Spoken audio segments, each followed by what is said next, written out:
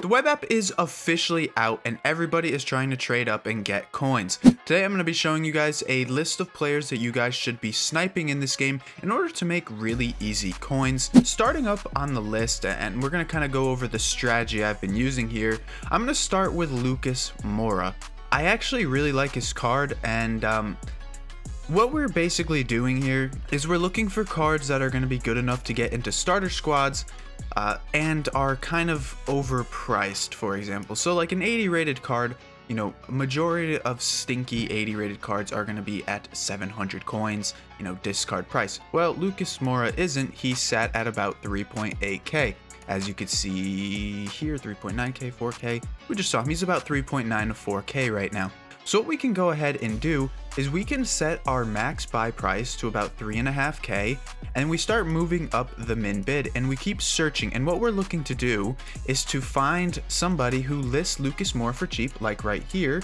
That was probably too slow, it is. But what we do is we go ahead and we buy these cards that are listed up cheap, and we just list them up right away for, you know, 4k, and right there we would have made about 450 coins after the 5% EA tax. Really easy to do, and it's super effective. Now it can be a little bit difficult depending on the card you do.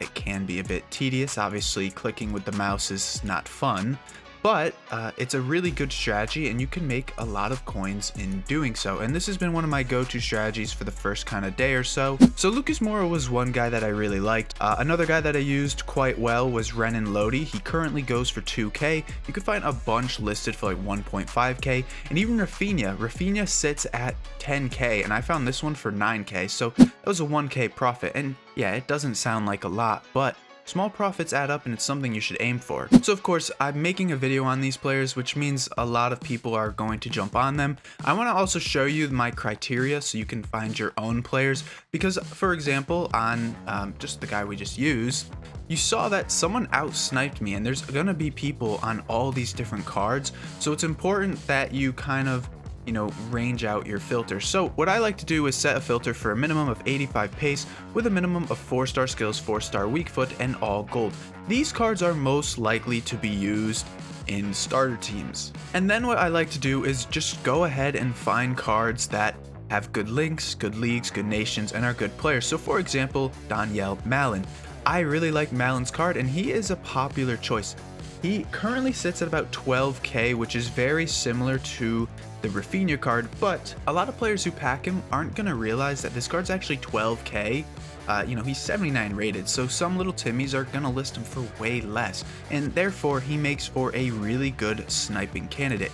You can say the same thing with some of these other cards. I really like I said, Lucas Moura. I like guys with Premier League links personally, and then like a Brazilian or a Spanish link, and even someone like Ansu Fati. I'm sure he would make for a great choice too. He's a very popular card, very popular guy as well. And if we take a look here, his price currently sits at about, you know, 4 or 5k. So go ahead, set your filter for about, you know, 500 coins to 1k lower, and snipe away, and you'll find that a lot of cards will pop up and you'll be able to make good profit on these cards.